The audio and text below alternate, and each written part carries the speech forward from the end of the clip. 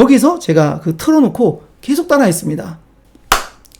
우리 역사를 사랑하시는 대한민국 국민 여러분 안녕하십니까? 한국사 전문가 설민석입니다. 이렇게 하시더라고요. 이걸 맨날 따라했어요. 여기 600명의 남자들이 쫙 앉아있는데 얼마나 떨리냐면 마이크가요 바들바들거립니다. 정면을 못 봐요. 안녕하세요. 전 2학년 12반 이창현입니다. 지금부터 제가 노래하니 랩을 할 건데 잘 못하더라도 반응 많이 해주세요. 그리고 딱 시작했어요. 그때 당시 제가 랩을 한다니까 친구 중에 한 명이 비트박스로 도와주겠대요. 그래서 친구가 비트박스를 해주고 제가 거기다가 랩을 합니다. 그때 장면을 조금 보여드리겠습니다. 제가 당시에 옆에 있는 비트박스 친구가 이렇게 해줍니다. 그러면 제가 여기다 랩을 합니다. 요, 내가 여기 와서 수학여행 왔어. Say ho, say ho, ho, say ho, ho, ho. 소리 질러. 저도 놀랐어요. 반응이 예상보다 너무 좋았어요. 그렇게 끝났는데 15반 중에 3등을 합니다. 저는 대학생 때, 아니 청소년 때 공부를 잘했을까요? 못했을까요? 네, 사실 저는 공부를 잘 못했습니다.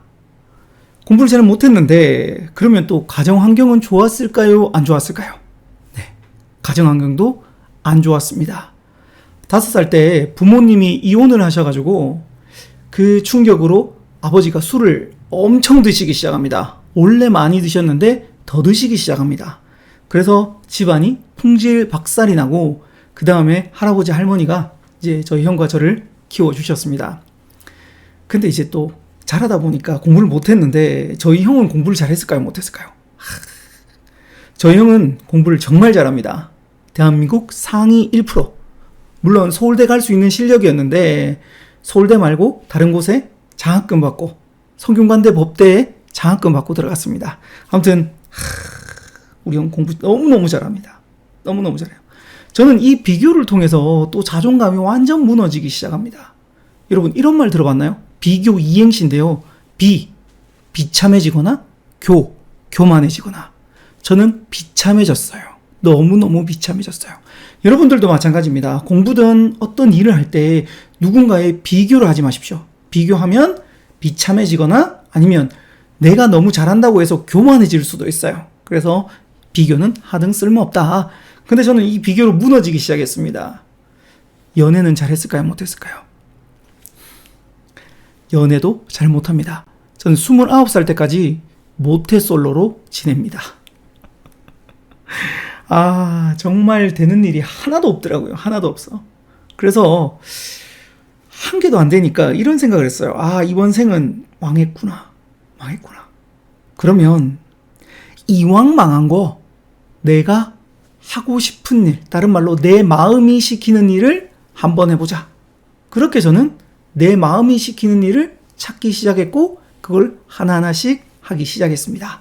그러다가 하나 찾은 게 뭐냐면 무대 위에서 말을 잘하고 싶었는데 이렇게 말을 잘하려고 돌아다니다 보니까 멘토님을 한번 만났습니다.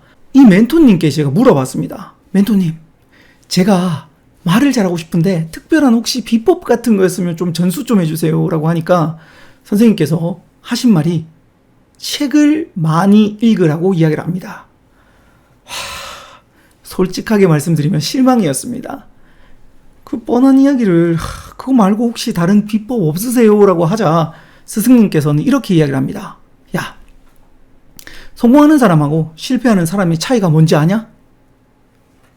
그거야 뭐 성공하는 사람들은 노력했고 실패하는 사람들은 노력을 안 했겠죠. 물론 맞다. 근데 그거 말고 진짜 중요한 게 한 개가 있다. 성공하는 사람들은 뻔한 말을 계속하는 사람은 성공하고 뻔한 말을 계속하지 않는 사람은 그저 그렇거나 실패한 경우가 된다. 내가 방금 너에게 말했던 그 책을 읽으라는 말은 너는 뻔하게 받아들였다. 그렇기 때문에 너는 아마 제자리거나 아니면 뒤로 떨어질지도 모른다. 그런데 내가 이렇게까지 이야기했다면 너 책 한번 읽어보라고. 왜냐하면 우리 학습에도 마찬가지죠. 이 그릇이 하나가 있습니다. 컵이 하나가 있으면 여기다가 물을 얼마나 따르면 이 물잔이 넘칠까요? 네, 제가 예를 들어 말이라는 이걸 넘치게 하려면 제 안에 있는 그릇, 지식의 그릇에다가 책이라는 지식을 가득 부어갖고 넘칠 때까지 읽으면 그게 말로 나온대요. 그래서 저는 그날부터 뻔한 말을 한번 해보자 라고 생각을 했어요. 그리고 돌이켜보니까 우리 형이 왜 공부를 잘했는지 알았어요. 왜냐하면 우리 형은 예습 복습을 철저히 했습니다. 그리고 공부를 잘하는 사람들의 특징을 또 찾아보니까 계획왕이랍니다. 계획왕. 저는 공부를 할 때도 마찬가지였고 뭐 아무것도 계획이 없었어요. 근데 우리 형은 계획을 정말 잘 세웠어요. 뻔한 말을 하는 사람은 성공하는구나 라는 걸 어느 정도 알게 되었어요. 그렇게 하면서 저는 책을 계속해서 읽기 시작합니다. 그렇게 한 일주일에 2-3권씩 읽었고요. 당시에는 제가 특별한 일이 없어가지고 정말 책을 많이 읽었어요. 그렇게 지금까지 한 2,000권 정도는 읽은 것 같아요. 그렇게 2,000권을 읽었더니 제 머릿속에는 많은 지식들이 들어왔고 이제 말이 흘러 넘치기 시작합니다. 그래서 감사하게 이제는 강의를 잘하게 되고, 그리고 제가 예전에 요 말을 했던 그때가 2008년이었거든요. 2007년 정도. 그때로부터 약 한 13-14년 정도 지났죠. 그렇게 지나고 현재 제가 꿈이었던 전국구 강사가 되었습니다. 되더라고요. 점점 올라가더라고요. 그리고 지금까지 총 12권의 책을 출간한 작가가 되었습니다. 공부를 못했던 제가 어떻게 보면 12권의 책을 출간할 수 있게 되었습니다. 그리고 결혼은 했을까요? 못했을까요?